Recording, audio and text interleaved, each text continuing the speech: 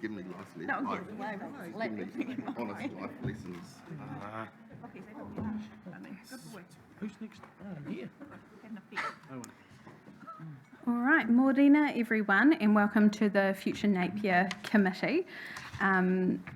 I will start with apologies. So we have Mayor Wise, Councillor Bogue, Councillor Brown and Councillor Simpson, moved by Councillor Crown, seconded by Councillor Taylor. All those in favour, please say aye. Aye. Carried.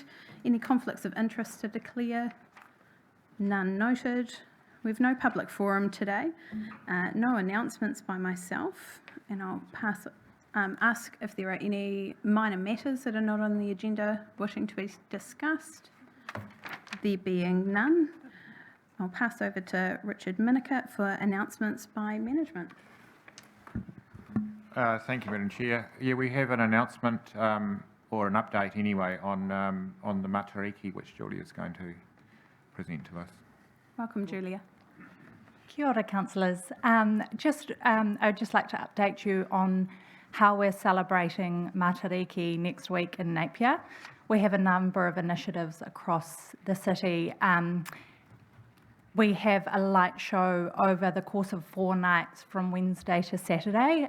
We'll be closing Herschel Street for this, and we'll be lighting up the street with a beautiful light show, and it's a great family event from 6 to 8 p.m. on each of those nights, and there'll be food trucks and everything. Additionally, a number of our facilities are holding celebratory events, workshops, learning opportunities for kids, including our library, the MTG, the aquarium. So I encourage everyone to keep an eye on our Facebook pages for our facilities and the Napier City Council Facebook page, where we'll be talking about these events in more detail. Thank you. Thank you very much, Julia. Be great if everyone was able to get out and support that. I think it's a fantastic idea.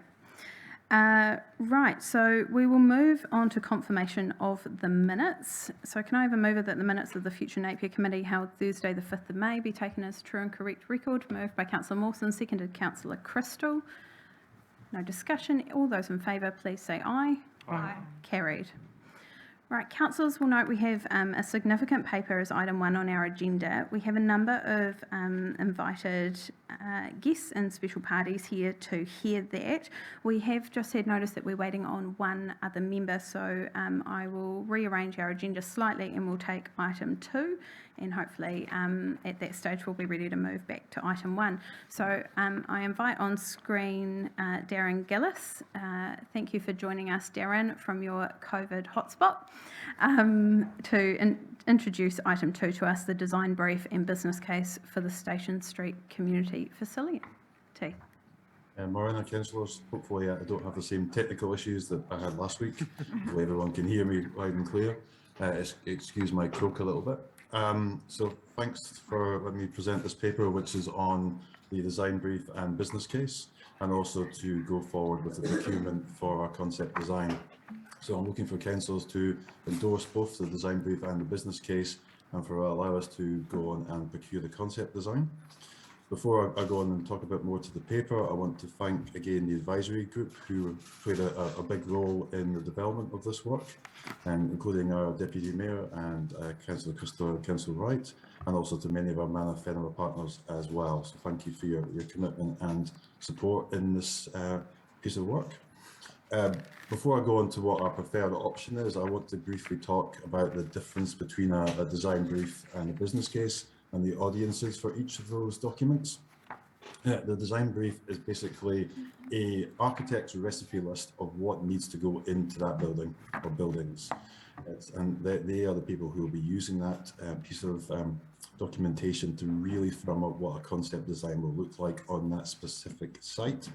And also our major subcontractors such as engineers and other design teams. Whereas the business case itself is more of an overall summary of the process to date. So going all the way back to us leaving our Civic buildings in Station Street in 2017, and all the different strategies and documentation that's gone into that process, but that business case also sets us up for the future. It sets out the case for change, and it sets out how we will navigate our way through the challenges of a difficult building market, so we can procure in the right way and then get on and construct our library. The document also outlines opportunity for us to come back to council at different stages. So our recommendation is that we come back at concept design, and that opportunity council can go in different directions. They can go on the usual design route, which we then going into detailed design. We could look at an earlier contract engagement, which brings on our construction firm at that point, or we could even look at going into design build at that point. But our recommendation is we get through concept design first, and then when we come back in March, we will then give council the opportunity to feed back into that and make one of those routes open to them. I'll open up to questions. Thank you very much, Darren. Do we have any questions on the paper? Any discussion? One. Councillor Tufney. Thank you, through you, Madam Chair. Ngā mihi, Darren, the business case is fantastic. It alludes all of the points that you've been informing council on. So my question is around, where are the touch points that we'll be able to participate, not only ourselves, but also the community, with regards to the final look and feel around aspects, not the detailed design so much, but as I'm looking on page 14 of the agenda, I see the graphic representation of the Civic Square area as it might look in a potential outcome. And I'm just cognizant of things like shading, areas for public to mill around and hang out, because when the Civic Centre was being used, there were quite a lot of people using that space next to the library during the day outside of the building. And the current images seem to indicate that while we have taken account of all the various specialist recommendations, there seems to be lots of room for us to give input as the design goes forward around where we might be able to include such things as shading, et cetera, et cetera. Could you give us an indicator on those, please? For you, Madam Chair, thank you for the question, Councillor. Absolutely, it will be a similar process, the concept design, as the Library and Civic Area Plan, where we would run a series of wānanga to get input into that design, and it would be our intent to run forward the advisory group from the last two stages of the project for them to input into that process as well. Thank you. Kia ora, thank you, Darren. If there's no further questions, I'll ask for a mover of the officer's recommendation that we endorse the design brief and business case and approve the procurement of the design team to execute the concept design. Moved by Councillor Crystal, seconded by Councillor Tafane. Councillor Crystal. Thank you. This has been a pleasure to be part of this project. It's a very exciting thing for Napier, and we're really looking forward to this progressing. So this is just the next step in this happening, and you know, I know Napier can't wait to get our library civic centre precinct underway. So yeah, I'm really excited to see the next steps. Thank you, Councillor Tafane. Thank you, Madam Chair. Darren, this is fantastic work. It shows good progression, as Councillor Crystal has indicated. And I know that both the MTG and our library staff will be very keen to get spaces back for themselves and be able to increase their footprint within the city. So looking forward to this pathway, and specifically noting the significant efforts you've gone into bringing this together, and just want to acknowledge yourself and your team in that regard. Ngā mihi. Thank you. Councillor McGrath. Yes, I'd just like to add to that too. Our community asked us to sort the library out, and I think they've been very patient with us. And you know, it is a huge project, but I think our community are going to start seeing some progress very shortly. And like I say, that was one of the top priorities, and we're working on it. Thank you, Councillor McGrath. If there's no further comments, I will put the motion. All those in favour, please say aye. Aye. Any opposed? Carried. Darren, thank you very much for the paper. I do wonder, just off the back of Councillor McGrath's comments, if you would take a minute to update us on the tender process for the demolition of the Civic building, the old Civic building, which I understand we received a number of tenders for that the team was working through. For the chair, absolutely being careful that it's obviously a sensitive negotiation process. We will be bringing a recommended tender to the tenders committee next week. And beyond that, we'll start work end of July, beginning of August, around the initial part of that site work. But no, things are progressing well. Fantastic. Thank you very much. All right. I will, if it's all right with the committee, I think we will take item number 3. I've had confirmation that our member for item 1 is not far away. So with that, I'd like to invite Heather Bosselman, who will introduce paper 3 to us. So we're discussing the climate change position statement. Welcome, Heather. Tēnā koutou. So this paper came out of a council workshop where it was agreed that a draft position statement would go forward. The intention of that position statement is for council to make a public commitment to climate action that will be followed by a strategy and then implementation of that strategy. That aligns with the obligations that central government are likely to be placing upon council in the near future, both in mitigation and adaptation spaces. And it's also an opportunity for Napier to take leadership, the council to take leadership on climate change and signals our commitment as a council to climate action.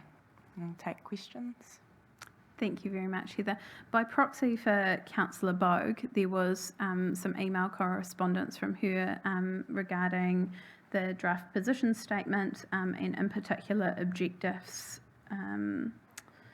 3 and 4. I understand that you have some amendments as a result of those conversations to circulate. Yes, through the chair, I have amended the draft position statement, and the amended version is up on the screen.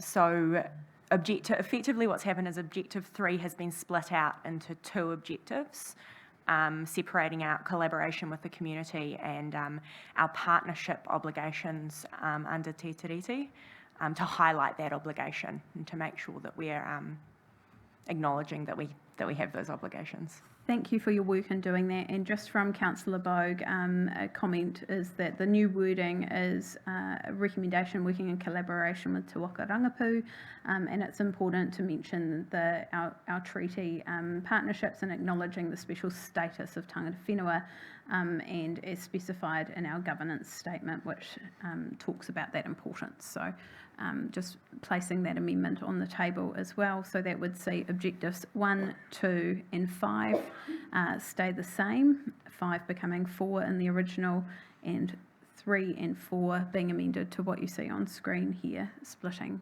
those 2 partnerships out. I'll open up now if there's any questions or discussion on the position statement. I think the lack of discussion is probably indicative of the fact that we had a really good workshop. Thank you, Heather. I was unfortunately unable to attend that, but thank you for catching me up on that. And I know my colleagues had a lot of input into the position statement and appreciate the work you did to incorporate all of that feedback. So if there is no discussion, I'll ask for a mover, which I have in Councillor Tapani, and a seconder in Councillor Crystal. Just checking you're happy to move and second with those amendments as per Councillor Bogue. Yes. Thank you. Any discussion? Only to say, I know that you've been on Napier City for a few months now, but it's absolutely fantastic to have someone leading us in this climate space. It's an undefined space for us as a city, and so I recognise that it will come with costs and decisions for us as governors as well as residents, but kia kaha with your mahi as you go forward. This is a big take, You're not alone, so keep up the good work. Thank you, Councillor Tapane. Are there any further comments? There being none, I will put the motion. All those in favour of the officer's recommendation to endorse the climate change position statement say aye. Aye. Any opposed? Carried. Thank you very much, Heather. I'd now like to invite Fleur Lincoln forward and we will discuss item 4, the Napier Inner Harbour Development Plan.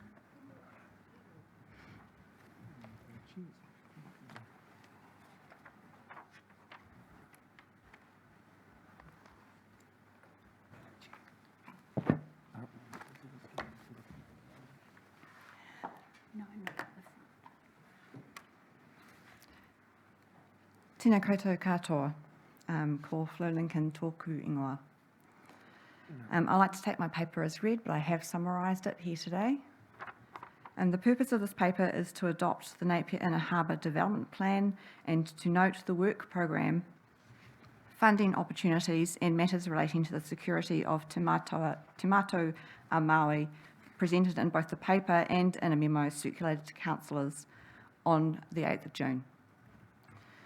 The Napier Inner Harbour Development Plan identifies the priorities for asset renewal within the Inner Harbour, while highlighting the opportunities that exist to value add these renewals in a way that deliver transformational changes for Ahuriri's waterfront. The transition from plan to delivery program is critical for realising the vision and opportunities established by the plan. Focusing on the priorities at this early stage will support Council in the crucial long-term planning process when the time comes and the allocation of funds. The priorities recommended by officers are set out in the paper and the memo that was circulated. Priority 1 is the replacement of the State Highway 50 revetment with a new seawall and terraces and the removal of Gel Wharf and the Finger Pier. This would enable the transformation of the Iron Pot area, including a new floating pontoon for Te Mātou a Māui and visiting Waka Hub. Funding has been set aside for this work in the long-term plan. However, additional funds would enable a wider scope of work to be completed as outlined in the Inner Harbour Development Plan. It is recommended that officers carry out design and consenting of the project in its entirety before refining costs and determining how the project will be delivered, and this may be done in a staged manner or all at once. Priority 2 involves the replacement of jetties 1 and 2 of the Mianiki Marina, and there is potential for it to expand this marina either at the same time or at a later stage. Some rate-funded loans for this project have been allocated in the long-term plan. However, these funds would not be available until 2029 to 2031, with some funding allocated the year prior for design and consenting. And it is recommended that these funds are brought forward to years 2024 to 2027 in the next long-term plan. And finally, priority 3 is the installation of stormwater quality improvement devices across the area where stormwater is discharged into the Inner Harbour. This is a relatively small cost for the positive environmental outcomes it will deliver, and these can be installed throughout the catchment as upgrades are carried out or as operational funds allow. I'd be happy to take any questions you may have in relation to the paper or the memo circulated on the 8th of June in relation to the Inner Harbour priorities and Te Mātou a Māui. Thank you very much, Fleur, for the paper. Just to note, if we could make sure governance have a copy of that memo to include in the minutes, that would be helpful as well. I have questions from Councillor Price. So the continuing process for the whole project, is there a time limit on when you'd have to complete under that process? Yes, so typically for resource consents, you have a 5-year limit, I believe. There may be scope to ask for an extended period of time for that as well. And you can renew your consents. I think it's 6 months prior to them expiring as well. I quite like the idea there's a bit of pressure on to do it within 5 years. Thank you. Thank you, Ahuru Ward Councillor. Just a question from me. I think in the memo, and I actually don't have it in front of me, Fleur, but there was mention of the Waka housing, and I wonder if you could talk us through some of the options to council there, or what options we have available. Sure. So this is in relation to the security issues that they're currently facing? Correct. Right. Yes, so the memo set out 3 options. The first was to continue working with the Trust in the provision of security fencing in its current home on the West Quay. We believe that this fencing would deter, I guess, around 90% of the people who are late night revellers who, are jumping from the wharf onto the Waka and vandalising it. So that's option 1. We expect that to cost between $20,000 to $30,000, and the funds will be sourced from the Inner Harbour maintenance budget. So we have funding already to implement that option. Option 2 is to design and install new pile moorings alongside the West Quay Wharf, which will include a new floating pontoon to which the Waka would be secured. And that is being explored by officers. The solution would require design and consenting, and the cost of the new pile moorings and floating pontoon is likely to be in the order of $350,000 to $400,000. So these funds this work has been budgeted for, and to deliver this solution, we'd need to secure that funding in order to do that work. So we could potentially use some of the money allocated for Miani Quay for that upgrade of that marina over there. However, that funding would need to be brought forward in order to do that work.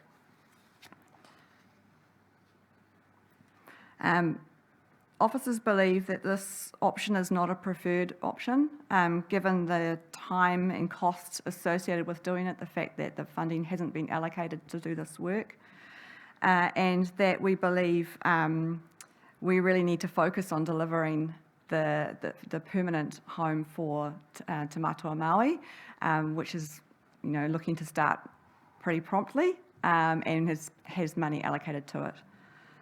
And finally, the third option is the delivery of the Waka Hub as described in the Inner Harbour plan. So sufficient funds have been allocated in the long-term plan to begin the designing and consenting for this immediately, and the physical construction looking at around 2024 to 25.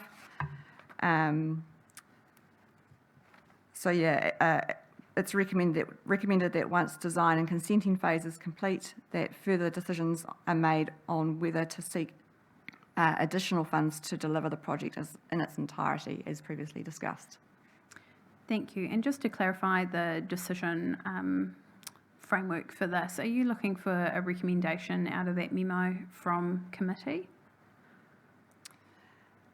How does it proceed past an officer's recommendation of preferred through to implementing? Yeah, I mean, we're certainly looking for some direction from council on this. I see Richard might like to add to the comments. Yes, thank you through you, Madam Chair. What we're, I guess, after is what Fleur's presented to you is a focus on key projects going forward. And it would be, I think that helps us progress from a plan that has got many things in it into actually really focusing on this and having the councillors support that is what we are doing. So a recommendation around those things would be useful, yeah. All right, thank you. Councillor Price. Just another question. In doing the iron pot, will there be some requirements on the road at the Peanut that would have to be done at the same time? Yes, through you, Madam Chair. The work for the State Highway 50 revetment would I guess, provide structural integrity for the state highway. And so we would need to work in close collaboration with Waka Kotahi in order to do that work. Thank you. All right, thank you. So, councillors, what I think I'm hearing is that it would be helpful if we were on the issue of the Waka security to give some guidance to staff on a preferred way forward. So you'll see that we have those two options essentially for the short-term safety issues to be dealt with. One, through continuing to work with the trust with the current fencing at the current with new fencing at the current location at an already budgeted or a budget that's existing of 20 to 30k, and the alternative being working on a design for the new pile moorings and the floating pontoon, not currently budgeted with the 350 to 400k and also not recommended as a preference. I assume either one of those would be ahead of our funded option 3 in the long-term plan around that design and consent for the Waka Hub. So could we have some discussion on that, councillors? How does everyone feel? Councillor Price. Sorry, I'm taking over from Yuppie. Okay. There has been talk that the pontoon, if you put it where the Waka is now, could be transferred to the iron pot. Is that true or not? Sorry, you're not an engineer either. That's all right. I do have Robin here today who may be able to answer some more of the technical questions, if that's all right with you. Yep, happy with that. We'll defer the question to Robin Malley. Thank you. Through you, Madam Chair. There is that opportunity. The pontoon that we're likely to use for the permanent Waka berth is likely to be much bigger than what we would put in just to service the Waka in its current location.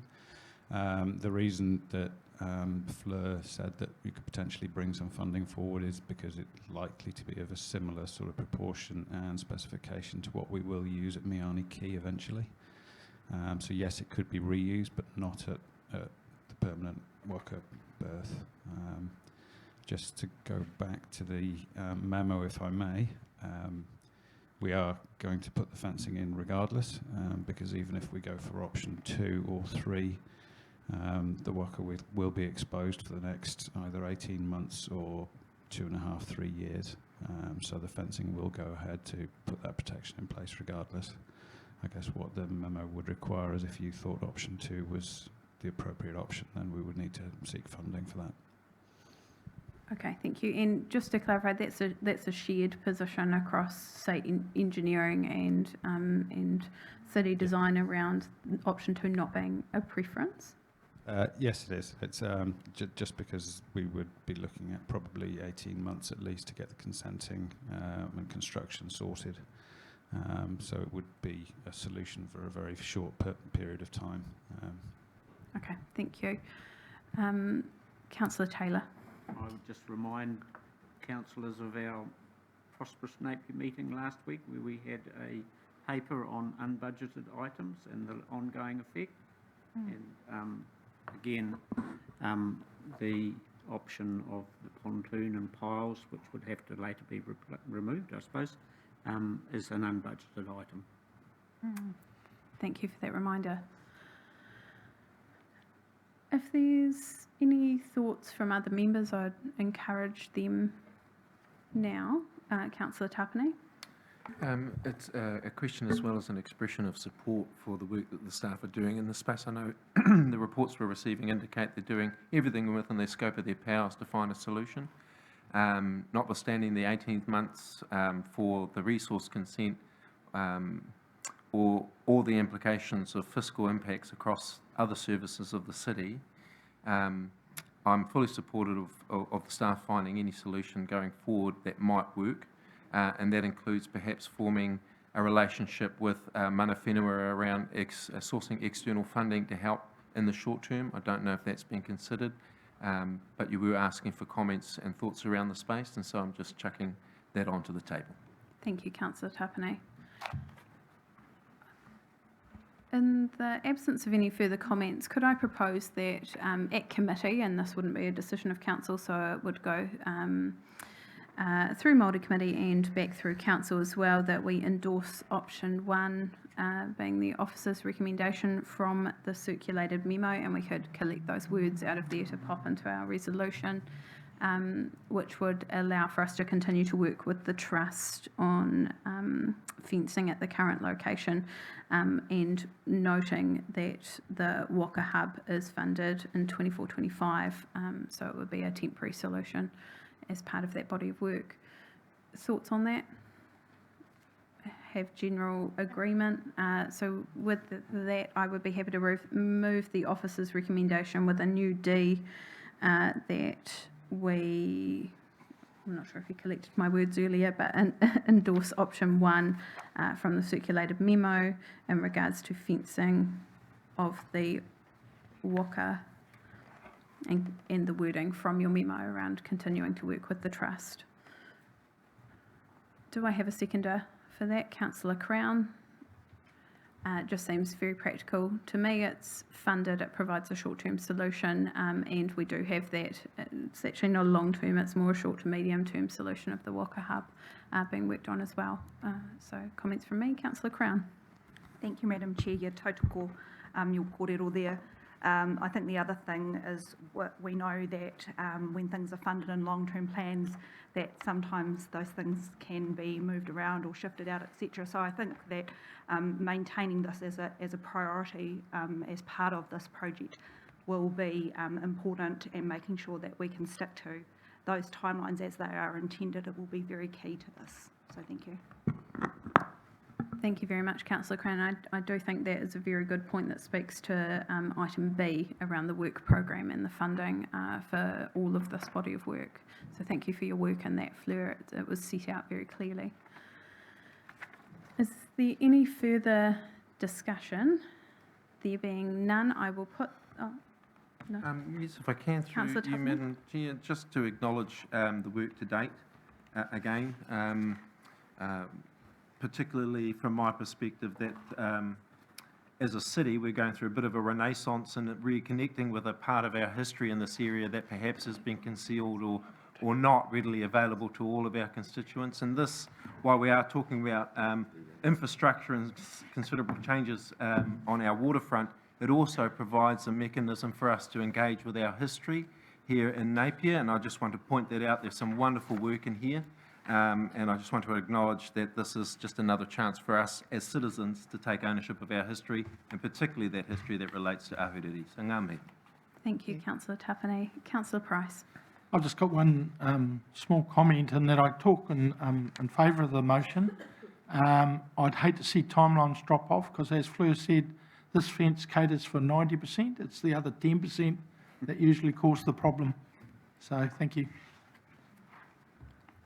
Thank you very much. If there's no further comments, I'll put the motion. All those in favour, please say aye. Aye. Any opposed? Carried. Thank you very much, Fleur. I'd now like to invite Richard Minaker to present to us the Resource Consent Activity Update as item 5. Thank you, Madam Chair. The item hasn't got too many new developments in it. I just wanted to draw the committee's attention to Carlisle Street and the expansion of the existing car sales operation. So that will be notified commencing the 22nd of June, and the submission period will end on the 21st of July. Thank you. Thank you. All right, thank you very much. Mr Minaker, are there any questions or comments from elected members? No, I'd also just like to note for the record that Councillor Brown has joined the meeting. Welcome, Councillor Brown. If there are no comments, I'll ask for a mover of the officer's recommendation. Happy to move that from the chair, seconded by Councillor Tapane. Any discussion? No, thank you, Madam Chair. Thank you. Thank you to the team for the continued updates. There being no further discussion, I'll put the motion. All those in favour, please say aye. Aye. Any opposed? Carried. I'd like to invite Paulina Wilhelm forward to introduce paper 6 to us, the proposed district plan notification. Welcome, Paulina.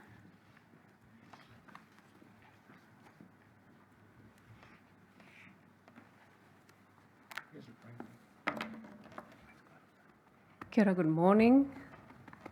Morena. The purpose of this report is to endorse the new notification date for the proposed district plan that is due May next year, and also to note some of the requirements of the NPSUD and how we are meeting those requirements, especially the intensification under the policy 5 of the NPS. So just to note that how we're doing that. So in November, you would recall in November last year, you endorsed the notification, the public notification of the district plan by June this year.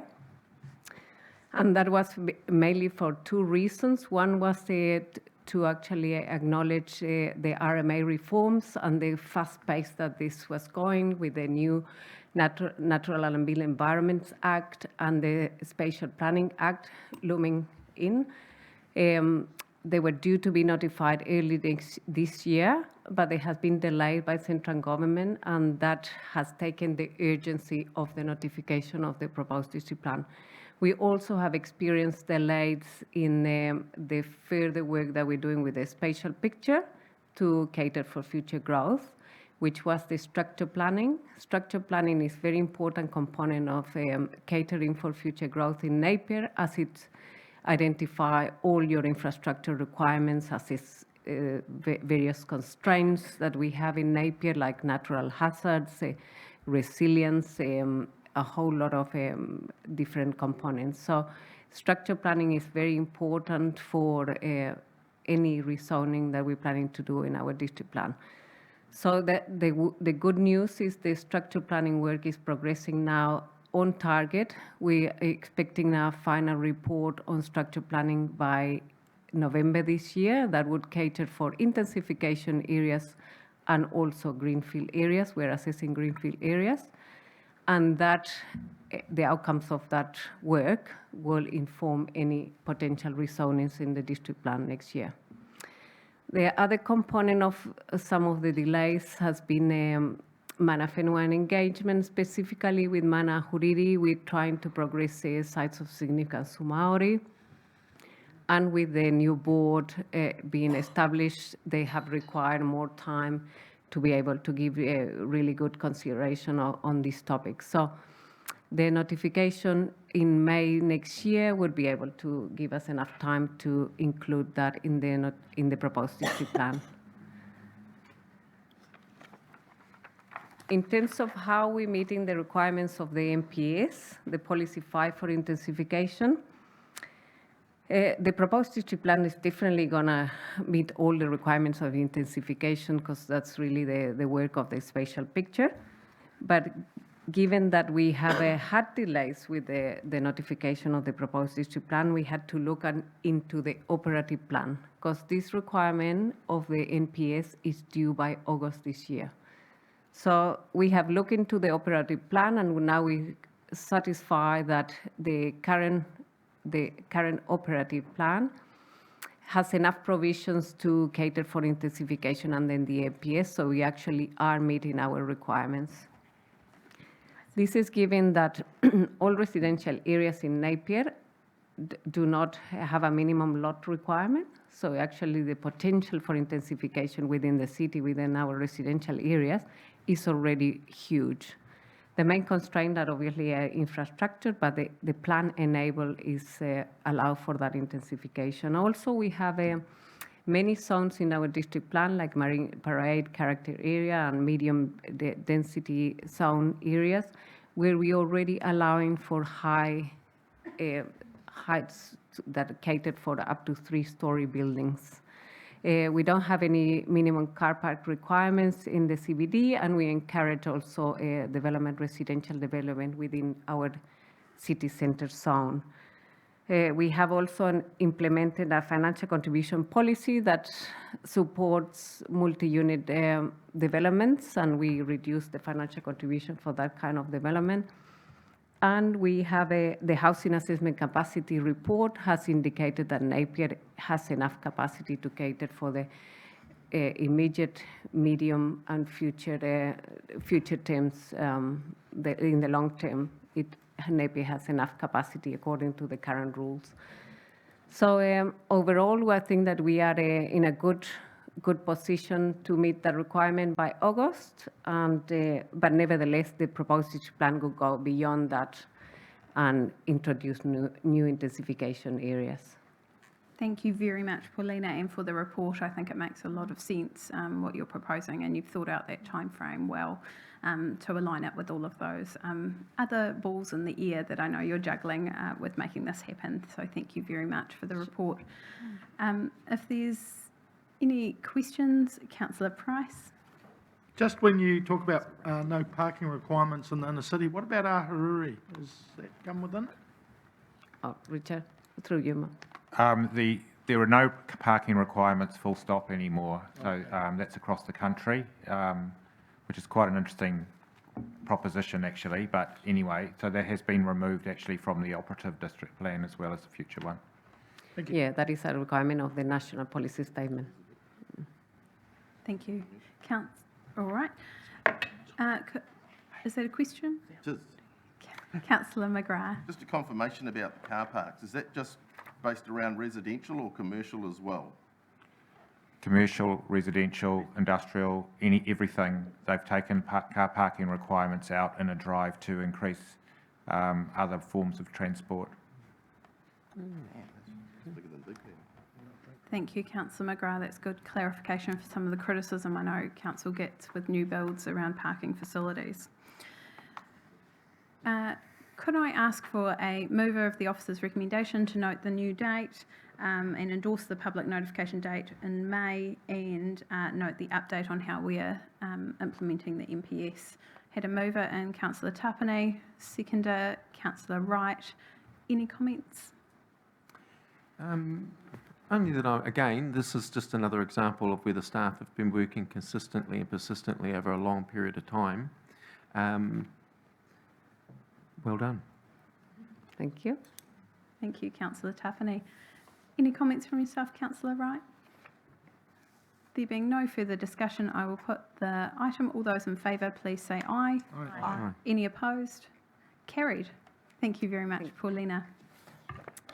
Right, it gives me great pleasure to ask Fleur to join us to introduce paper number 1, the Ahuriri Regional Park Joint Committee Terms of Reference.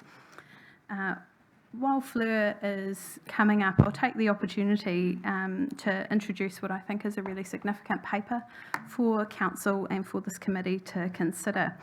It's a real opportunity, I think, for us to make a step change in the way that we're not only managing our discharge into Te Whanga, but also in our partnerships and our relationships with mana whenua as we work together.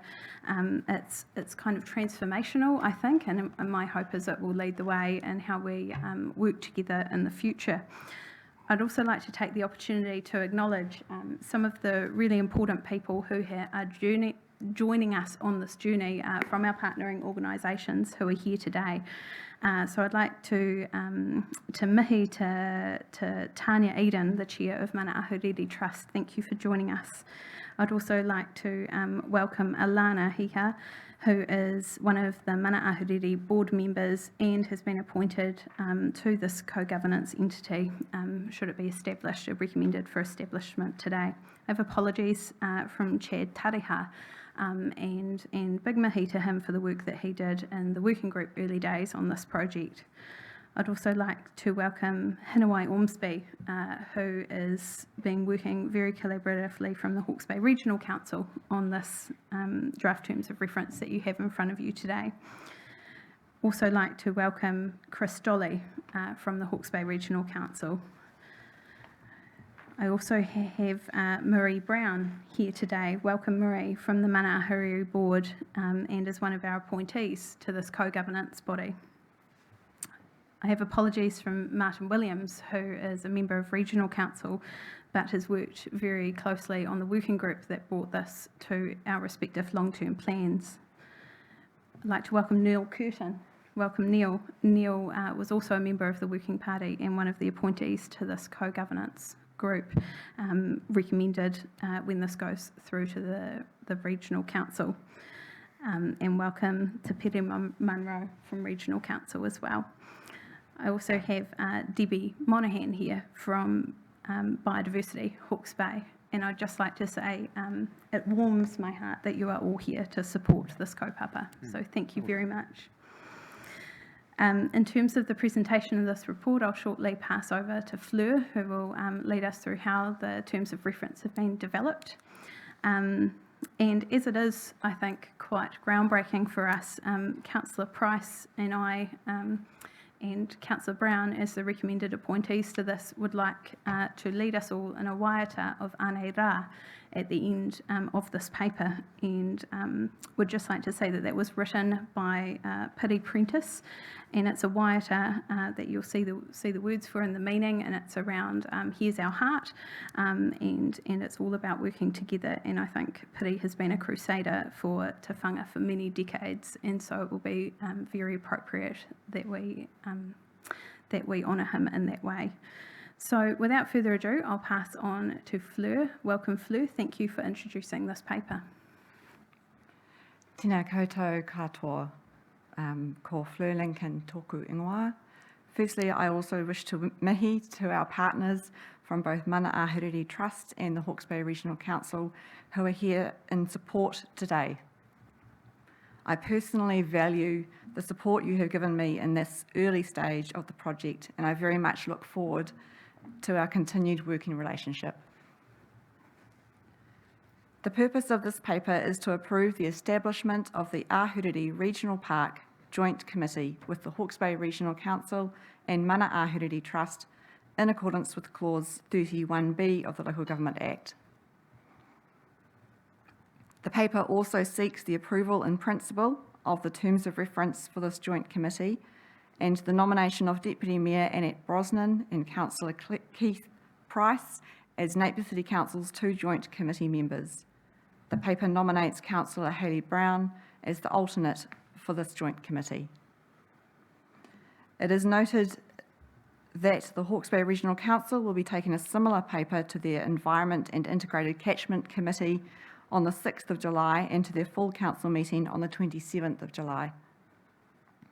And Mana Ahuriri Trust will also be seeking approval from their board of the terms of reference on the 30th of June.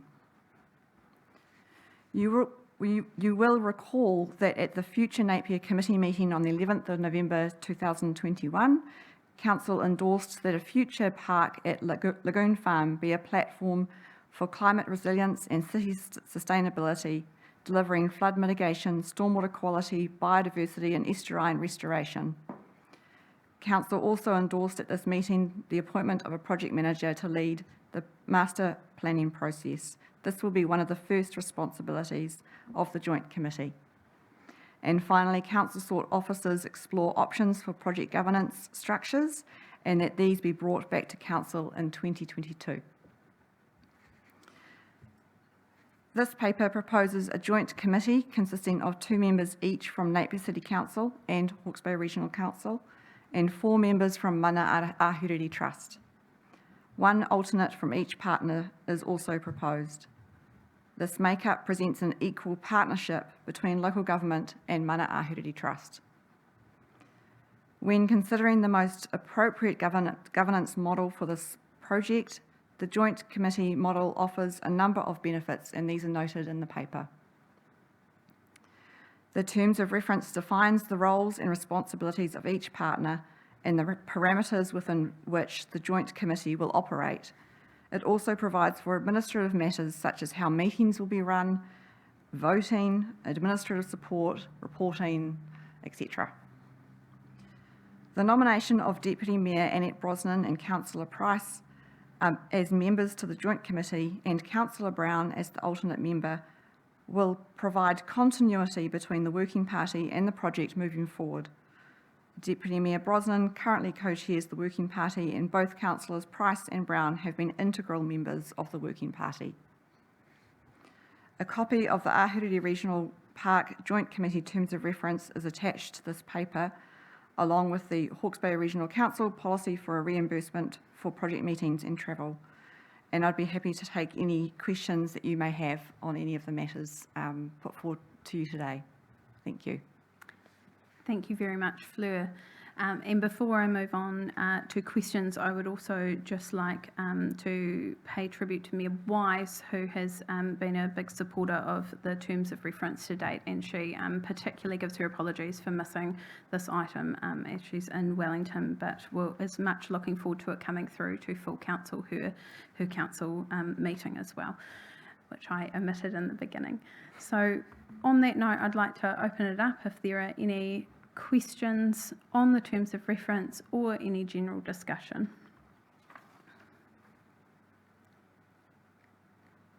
Councillor Price.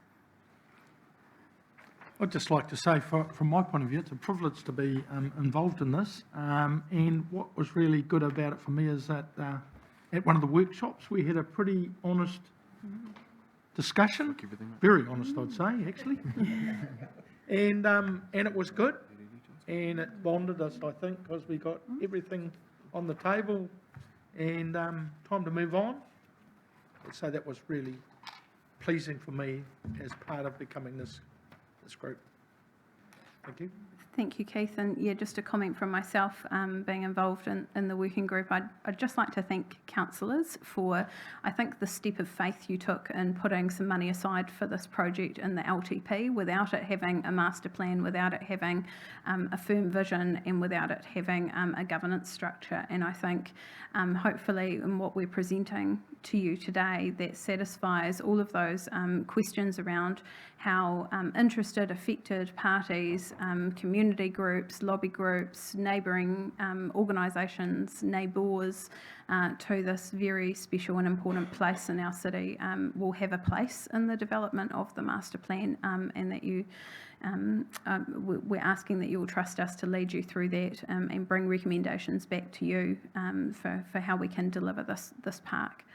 So do I have any? Councillor Taylor. Yeah, I just endorse the comments that you've made. I think this is a huge step forward in the governance and in this region to see the way that this joint committee has been put together, the terms of reference for it. It's a significant change of governance or way that we govern, and I think the project, although it's been embryonic for a number of years and various options have been put forward, we look forward to what actually develops from this, but the manner in which the committee has been formed, I think, is a huge step forward for the whole region, and I congratulate all those who have been involved in it. Thank you, Councillor Taylor. Yes, Councillor Tapani. I have a question, if I can, please, Madam Chair, and that's with regards to the terms of reference around 2.8, unless it's been modified on the printout we've been given. Could staff, and not diminishing the positive comments that have already been shared, absolutely share those comments, but 2.8 speaks of Napier City and Hawke's Bay Regional Council are well placed, talks about particularly open waterways, regulatory changes, reserve management, recreation assets and functions. So my question is around impacts with the reform in that space and the implications that the settlement, as I read 2.8, it implied to me that we'll be investing a significant amount of money in good environmental outcomes as a result of stormwater management and building a regional park. Those are all absolutely gold standard and important outcomes. But I'm conscious that with the Three Waters reform, and even though they, like I said earlier today, they're focusing on drinking water,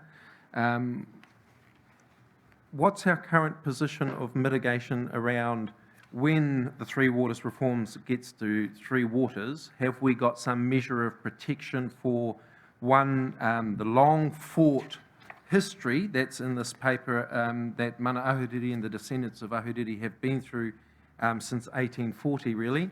And 2.8 seems to indicate with the reform coming on that this infrastructure may potentially be handed right back to the Crown. It was just handed over from. So that to me was a little bit of a sticking point, and I just would love some clarity around that, please, if you can.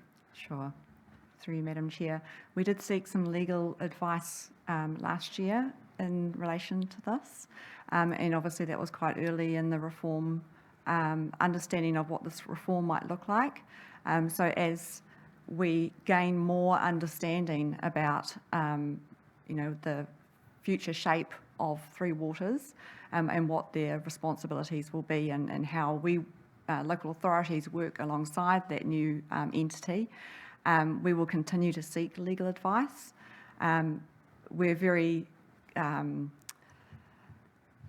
clear on wanting to make sure that the facilities and amenities that are developed within the site are there for the community and protected as such. And so, yeah, as I said, we're continuing to seek legal advice on the matter. Richard, did you want to add to this at all? Yes, through the chair. It's a very good and important question, and ones we certainly have been bending our mind to. And I would just like to say that I think that the power in the committee that's been formed will also have a major influence over. There will be no turning back in terms of the water reforms going, on the other side. So, and I think it's very important to recognise that Te Morawai o Te Whanga is still to come, and I'm sure that that this will be integrated fully into that process, and that's why it's so. I guess we are in that privileged position of being able to work together as a community with the mana whenua partners to make sure that we have something that's actually for the community. And even though there is reform, and you can never actually dictate what that reform will contain, it'll be very difficult, I think, for them to unwind what we are going to be doing there. A comment, if I may. Thank you very much, Richard and Fleur. My comment is this is a fantastic paper. It's an indicator of some long-standing work across all of these organisations, but particularly the history and the context that it provides. That was brave, I think, given the growth that this organisation, Napier City Council, has experienced since the establishment of Māori wards, the reforming of our relationships with mana whenua and the iwi and hapu in this area. So I read that with great sadness as I traversed 180 years of history over 3 pages, and I'm just cognizant of the families that are represented around those long-standing petitions, but also the positive indicators that this provides, and that is clearly about acknowledging our history and setting up a framework for our city, for our other organisations such as Hawke's Bay Regional Council and Mana Ahuriri Trust, to be able to work together to share those stories to our community and to put in place and memories and cultural artefacts that can help us to take ownership of that history, that I hope and I expect will be woven well into the regional park. So, ka nui te mihi atu ki a koutou. Kia ora, thank you, Api. If there's any more comments, I would be delighted to move the officers' recommendations. However, I note I'm named in C, so I have a mover in Councillor Crown, and I would ask for a seconder, which I have in Councillor Tapani. Thank you, Councillor Crown. Thank you, Deputy Mayor Brosnan. Look, I think that Councillor Tapani has actually captured something really important. This is the first time that I've read a terms of reference that so explicitly outlines the context of why it's so important, including the kōrero tuku iho. And I really want to encourage anyone in our community to go to the website and read this document, because it clearly outlines a lot of the historical steps that have been taken by the original kaitiaki of this area in order to be able to protect Te Whanganui a Orotu, this very, very special environment that is, significant to everyone that lives in Napier and even Hawke's Bay. So the other thing that does is that it outlines what happens when parties with influence don't work together and when we don't consider each other. So when we reflect on the current state of Te Whanganui Orotu, and we see how poorly it has been doing, that is a result of not working together. So I'm looking forward to seeing what can be achieved when we walk alongside each other and when we work towards common goals for the benefit of the taiao and the people, the climate resilient stuff, the restoration stuff, the understanding of our history and culture, and when we make that a priority. So, mā whiro mā pango ka oti te mahi. So the work is completed together. So this part of the work is completed together, but it's even more exciting to know that the future work will be undertaken together. Aye. Thank you, Councillor Crown. Councillor Tapani. Just mihi to yourself, to Richard, and to our councillors that are now sitting upon this committee. You're in a unique position and a wonderful place, as expressed in this paper, to be a part of the formation of relationships with these key parties.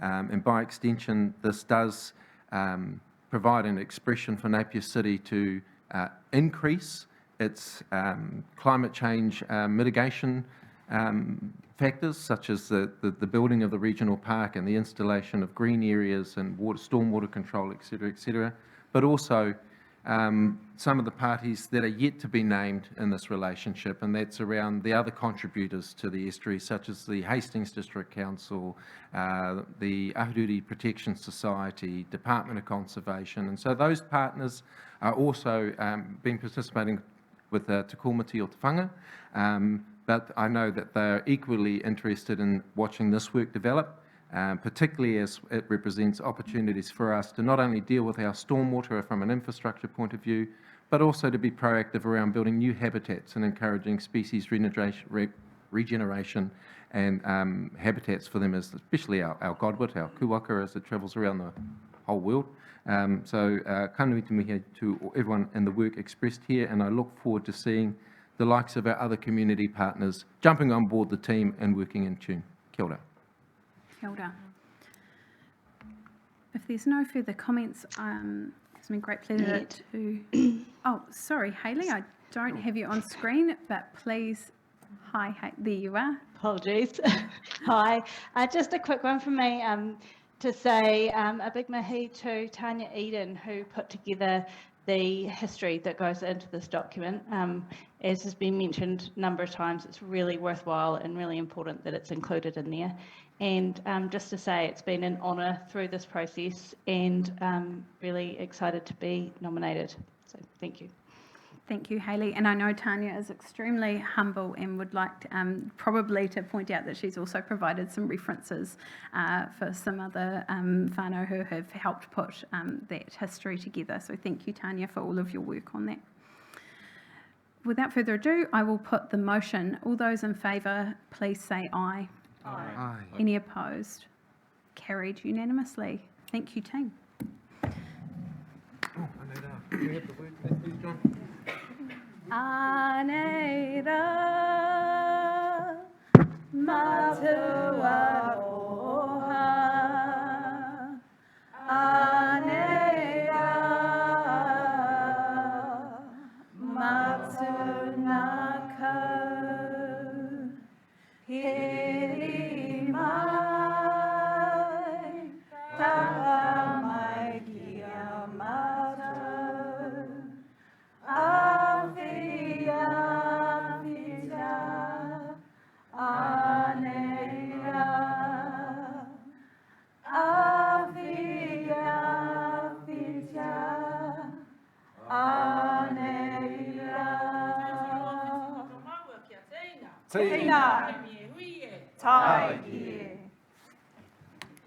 Thank you, everyone. We'll now have a brief adjournment. Please join us for a cup of tea and coffee in the foyer. Thank you, Madam Chair.